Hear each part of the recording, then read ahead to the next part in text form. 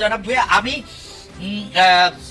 যেহেতু আপনি এই জুলাই আন্দোলন থেকে শুরু করে মানে 1 বছর আগে যে আন্দোলনটা একটা পরিণতি পেয়েছে সেটা থেকে শুরু করে সরকারে থাকার কারণে আপনি অনেক বিষয়ে কালের সাক্ষী, সেজন্য আপনাকে একটু শুরু থেকে একটু শুরু করতে চাই।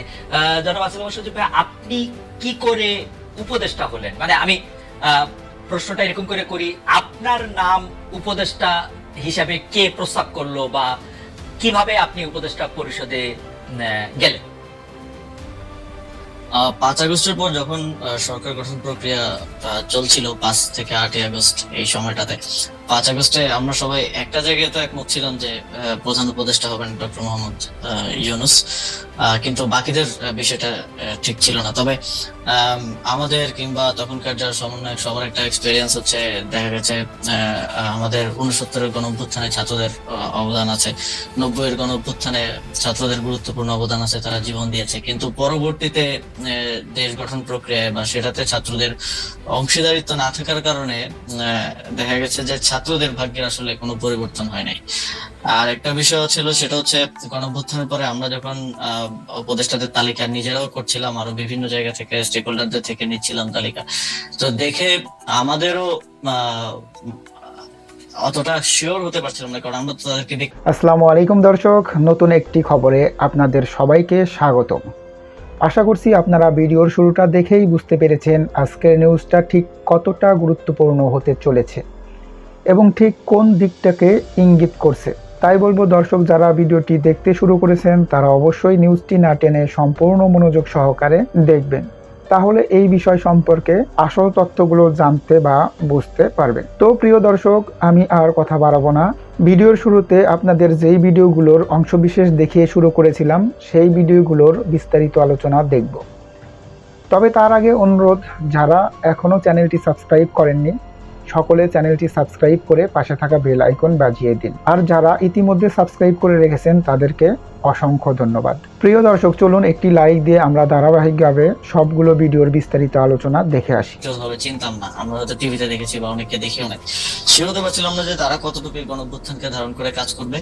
তো সেই জায়গা থেকে আমার যতদূর মনে পড়ে 6 কি 7 আগস্ট টিএসসি তে আমাদের 158 জন সমন্বয়ক সহ আরো যারা গুরুত্বপূর্ণ ভূমিকা রেখেছিল তাদের নিয়ে একটা বৈঠক ছিল। তো ওই বৈঠকেই মোটামুটি সবাই প্রস্তাব করে যে আমাদের মধ্য থেকে ছাত্রদের মধ্য থেকে উপদেষ্টা পরিষদে যাওয়া উচিত।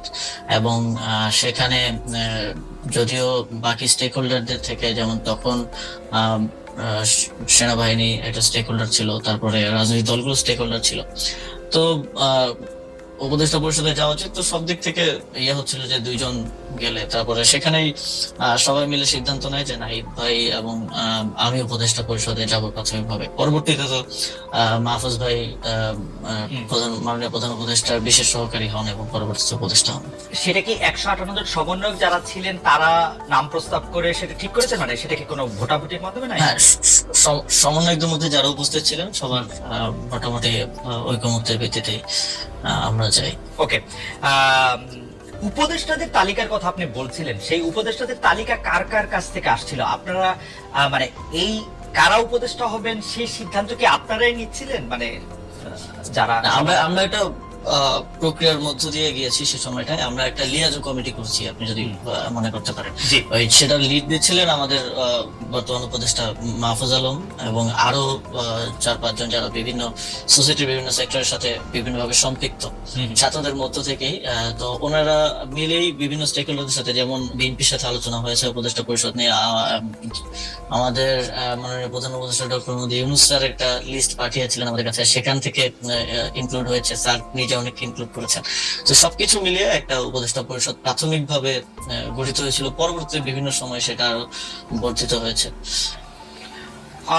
তার মানে হচ্ছে যে আপনারা বিএনপির একটা লিস্ট, জামাতের একটা লিস্ট, প্রফেসর ডক্টর মোহাম্মদ ইউনূসের একটা লিস্ট, সবগুলি নিয়েই মোটামুটি ভাবে আমরা যেটা আপনাদের কাছ থেকে জানতে পেরেছি বিভিন্ন সময়, বা উপদেষ্টারা বলেছেন যে একটা সবগুলি নামের মধ্যে থেকে যে নামটা কমন বা যে নামটা নিয়ে বিতর্ক সবচেয়ে কম, এরকম নামগুলি আপনারা খুঁজছিলেন। ফাইনালি আপনারা যে উপদেষ্টা পরিষদটা পান, সেই উপদেষ্টা পরিষদটা যে সময় আপনি শপথ নিলেন, যাদেরকে দেখলেন বা তাদের নাম শুনলেন, সেটা নিয়ে আপনারা মোটামুটি সন্তুষ্ট ছিলেন সেই সময়?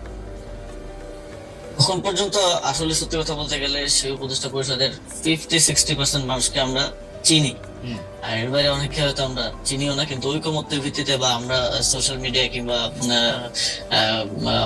গুগল ঘেটে দেখেছি যে তাদের প্রোফাইল কিরকম। যেমন এমন অনেকের নাম হচ্ছে যাদের প্রোফাইল বা ব্যাকগ্রাউন্ড একটু প্রবলেমেটিক, তো আমরা বিভিন্ন জন থেকে খোঁজ নিয়ে তাদের নাম বাদও দিতে হয়েছে। আবার এমন নাম আসছে যেটা হয়তো বিএনপির পছন্দ হয়নি বা এর খুবই রিজিড পজিশন ছিল, সেটাও বাদ দেওয়া হয়েছে। তো এইভাবে একটা সর্বজন গ্রহণযোগ্য একটা উপদেষ্টা পরিষদ বানানোটাই, যাতে করে সবার একটা ইয়ে থাকে, এটাই ছিল উদ্দেশ্য এবং শেষ পর্যন্ত সেটা হয়েছে। মূলত এটা কোঅর্ডিনেট করেছিলেন মাহফুজ ভাই, যে লিয়াজু কমিটি হয়েছিল তারাই। কারণ আমাদেরকে আবার অনেকগুলো যারা নেতৃত্বে ছিলেন তাদের অনেকগুলো দিকে আসলে মেনটেন করতে হচ্ছিল। তো আমরা দেখেছি, আমরা অবগত ছিলাম, বাট পুরো জিনিসটা প্রক্রিয়াটা মাহফুজ ভাই সহ ইয়ে করেছিলেন। ওকে, একটু মানে যেহেতু ওইখান থেকে শুরু করলাম, একটু আর্মেনিয়া কথা বলি। আপনি জানেন যে আওয়ামী লীগের যারা আছেন তারা সবাই মনে করেন, অনেকেই মনে করেন যে এটা আপনাদের ক্রেডিট না। না, আওয়ামী লীগের সবাই মনে করেন মোটামুটি এটা আপনাদের ক্রেডিট না, দেশের লোকজন কোনো আন্দোলনের মধ্যে কোনো অংশগ্রহণ করে না, এটা দেশি বিদেশি ষড়যন্ত্র এক। আর দ্বিতীয় হচ্ছে সেনাবাহিনী বন্দুকের নল উল্টা দিকে ঘুরিয়ে দিয়েছিল বলে তাদের পতন হওয়া সম্ভব হয়েছে। এবং বিশেষ করে সেনাপ্রধানকে তারা দায়ী করেন যে সেনাপ্রধানের বেইমানির কারণেই, কোট আনকোট বেইমানির কারণেই আসলে তাকে দেশ ছেড়ে চলে যেতে হয়েছে বা আওয়ামী লীগ সরকারের পতন হয়েছে। কিন্তু সেই সেনা প্রধানের ব্যাপারে আপনার বক্তব্য, যেমন আপনি বলেছিলেন যে বুকে পাথর জমা রেখে তিনি ডক্টর মোহাম্মদ ইউনূসকে আসতে বলেছিলেন, বা সেনা প্রধান ওয়াকার সাহেবকে সরানোর ক্ষেত্রে আপনাদের সাবেক সহযোদ্ধা বর্তমানে এনসিপির নেতা জনাব হাসনাত আব্দুল্লাহর কিছু কথা, সেই সবগুলি বিষয় আপনার সাথে সেনাবাহিনীর সম্পর্ক বা সরকারের সাথে সেনাবাহিনীর সম্পর্ক খারাপ করেছে কিনা, বা সরকারের সাথে সেনাবাহিনীর সম্পর্ক আলাদা কোনো কিছু কিনা, নাকি সেনাবাহিনী একটা ডিসিপ্লিন, মানে এটাই তো আপনার কাছে একটু জানতে চাই। বিশেষ করে আপনার বক্তব্যের পরে এটা এরকম মনে হয়েছে কিনা ডক্টর মোহাম্মদ ইউনূস হয়তো সেনাপ্রধানকে এখন থেকে খারাপ ভাবতে শুরু করলেন যে উনি যেহেতু আমাকে জানি নাই তাহলে আমিও ওনাকে চাই না, ব্যাপারটা এরকম হয়েছে কিনা? সেনাবাহিনীর সাথে সরকারের কিংবা আমাদের তো কোনো বিরোধ নেই। সেনাবাহিনীর সাথে বরং আমরা মনে করি যে 5ই আগস্টের এবং এর পূর্ববর্তী গণঅভ্যুত্থানের সময়টাতে জুনিয়র অফিসার সহ যারা আছেন তাদের একটা চাপ ছিল যে তারা কোনোভাবেই গুলি করবেন না। সেটা বিভিন্ন মাধ্যমে আমরা দেখেছি, দরবারের মিটিং এর ইনফরমেশন লিক হয়েছে, সেখানে আমরা দেখেছি। তো তাদের এই অবদানকে অবশ্যই আমরা স্বীকার করি। তবে কিছু একটা জায়গায় আমার মনে হয় যে জায়গাটায় কনফ্লিক্ট, সেটা হচ্ছে আওয়ামী লীগের প্রশ্নে, যেটা আমাদের যেই সরকার গঠনের উদ্দেশ্যে 6 তারিখ বঙ্গভবনে যে বৈঠক হয় 3 বাহিনী প্রধান এবং রাষ্ট্রপতির সাথে, সে সময়কার আমি আগে একটু বলে নিই, কারণ এর আগে যখন কথা বলছি সবাই অনেকে বলতেছিল যে আমার শপথ ভঙ্গ হয়েছে। আমার শপথ গ্রহণ হয়েছে 8ই আগস্ট। 8ই আগস্টের পূর্বের যে কোনো সময়কার বক্তব্য আমার শপথের মধ্যে ইনক্লুডেড হবে না। 8ই আগস্টের পরবর্তী যদি কোনো আমি রাষ্ট্রীয় গোপন তথ্য পাবলিক করি, তার সেক্ষেত্রে আমার শপথ ভঙ্গ হতে পারে। তো গোপনীয়তা শপথ ভঙ্গ হওয়ার বিষয়টা অনেকে বলেছে। তো সেই মিটিংটা ছিল 6 আগস্ট, সরকার গঠন প্রক্রিয়া আমরা যখন ইয়াতে আলোচনা করি। তো সেখানেই এটা আমি আমার আগের বক্তব্য বলেছি যে সেখানে এই কথাটা এসেছিল যে সেনাপ্রধান বলেছিলেন যে দেশের 30-40% মানুষ তো আওয়ামী লীগকে সাপোর্ট করে। তো যে অন্তর্বর্তীকালীন সরকার আসবে সেটা তো সবার কাছে গ্রহণযোগ্য হইতে হবে। তো আওয়ামী লীগের সেই 30-40% মানুষ তো ডক্টর মোহাম্মদ ইউনূসকে হেট করেন। তো এটা নিয়ে আমাদের 3-4 ঘন্টার মতো প্রায় এই টপিক সহ আরো প্রাসঙ্গিক অন্যান্য টপিক ছিল, বাট এটাই ছিল মূল টপিক। 4 ঘন্টার মতো সম্ভবত বৈঠক হয়েছিল। সেখানে আমরা 4 জন ছিলাম। বাইরে ছিলেন তখন আসিফ নজরুল স্যার ছিলেন, তানজিমউদ্দিন স্যার ছিলেন ঢাকা বিশ্ববিদ্যালয়ের, আরো সমন্বয়করা ছিলেন। ভেতরে আমরা 4 জন ছিলাম, আমি, নাসিরউদ্দিন পাটোয়ারি ভাই, মাহফুজ আলম ভাই আর নাহিদ ইসলাম। তো তখন মূল আলোচনার বিষয়বস্তু ছিল এটাই। এবং আমি তো আমার আগের সাক্ষাৎকারে বলেছি যে, এবং আমি এটা নিজের থেকে বানিয়ে বলি নাই যে মুখে পাথর চাপা দিয়ে মেনে নিলাম, এটা আমি ওনার বক্তব্যকে কোট করেছি। এবং এই বিষয়ে আমার জানার মতো কোনো রিবাটাল বা এরকম কিছু তো আসে নাই। তো সেই জায়গা থেকে আমার জায়গা থেকে আমার মনে হয়েছে যে আওয়ামী লীগের প্রতি সিম্প্যাথি থাকাটা এবং আওয়ামী লীগকে ফিরে আনার কিংবা নানা, যেমন এখন একটা কথা শুনতে পাওয়া যায় যে জাতীয় পার্টিকে প্রধান বিরোধী দল করার জন্য একটা তোড়জোড় চলতেছে। এই যে মেকানিজম করে যে মানুষের ম্যান্ডেট কে ইয়ে করা, ম্যানিপুলেট করার একটা প্রক্রিয়া। এবং এই যে আমি যতদূর জানি যে যারা ডামি এমপি ছিল, তারপর আওয়ামী লীগের যারা সাপোজ যাদের ইমেজ অতটা খারাপ না, তাদেরকে জাতীয় পার্টি থেকে ইলেকশন করানোর একটা পরিকল্পনা চলছে। এই ধরনের উদ্যোগ বা এই ধরনের বিষয়গুলোর কারণেই কিন্তু আহ, আহ, আমি ব্যক্তিগতভাবে এবং সরকারেরও বিভিন্ন অংশ এই বিষয়টা নিয়ে হয়তো স্কেপটিক্যাল থাকতে পারে। এবং সেটা কতটুকু আসলে যেটা বলছেন যে স্যারের সাথে সম্পর্ক খারাপ, এটা আমি কখনো দেখি নাই। স্যার সবসময় সবাইকে ওন করে সবাইকে সাথে নিয়ে আসলে কাজ করতে চান। এবং মূলত 5ই আগস্টের পরে, এত বড় একটা অভ্যুত্থান বিপ্লবের পরে বাংলাদেশে যে পরিস্থিতি খারাপের দিকে যায় নাই, দেশটা যে একটা গৃহযুদ্ধের দিকে যায় নাই, বরং আস্তে আস্তে স্টেবিলিটির দিকে আসছে, এটা মূলত স্যারের এই সবাইকে অ্যাকোমোডেট করে কাজ করার মানসিকতার কারণেই সম্ভব হয়েছে।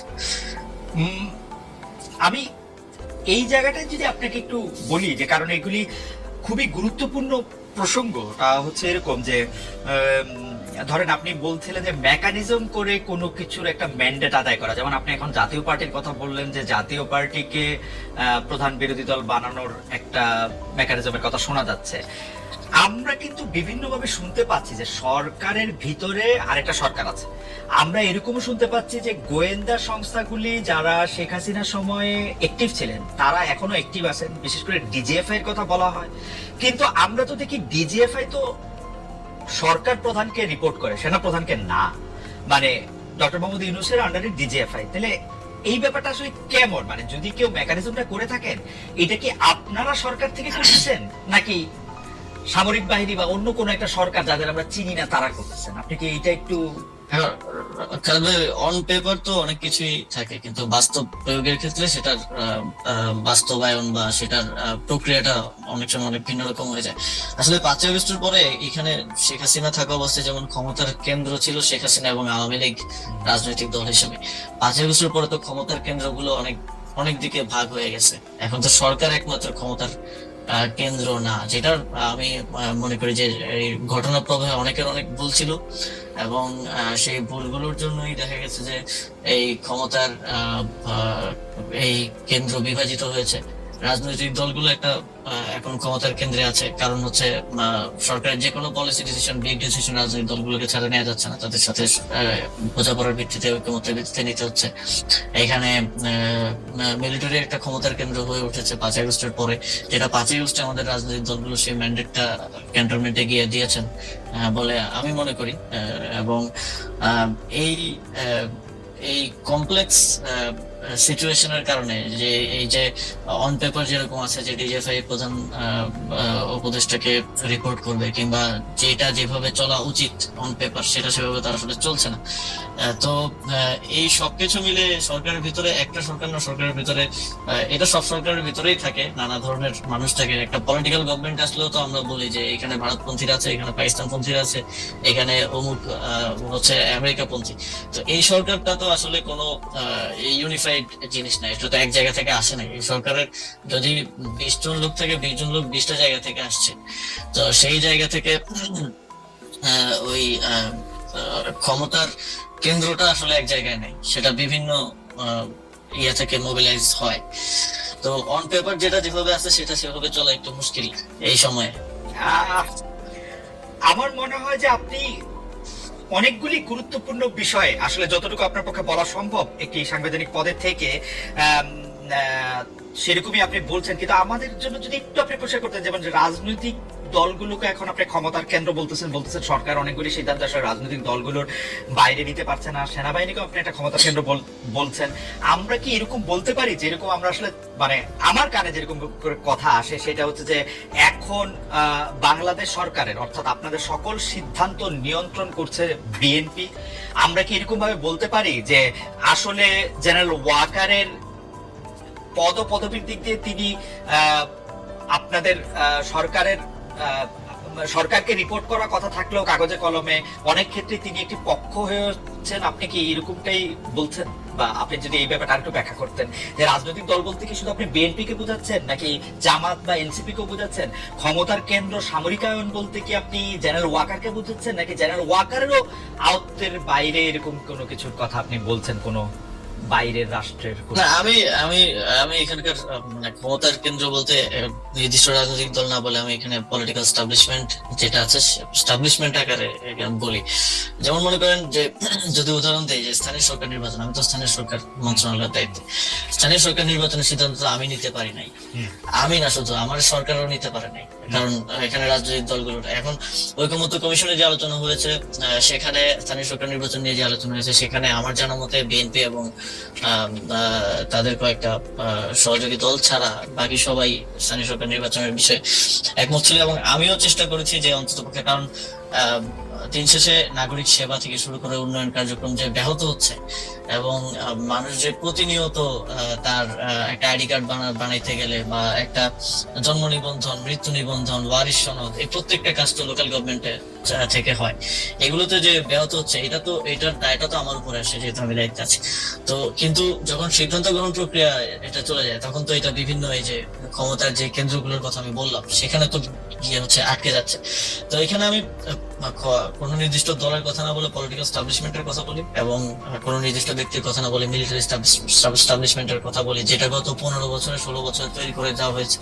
এবং আমি মনে করি যে শুধু এই সরকার না, এই সরকারটা অপেক্ষাকৃত একটা দুর্বল সরকার হিসেবে পরিচিত।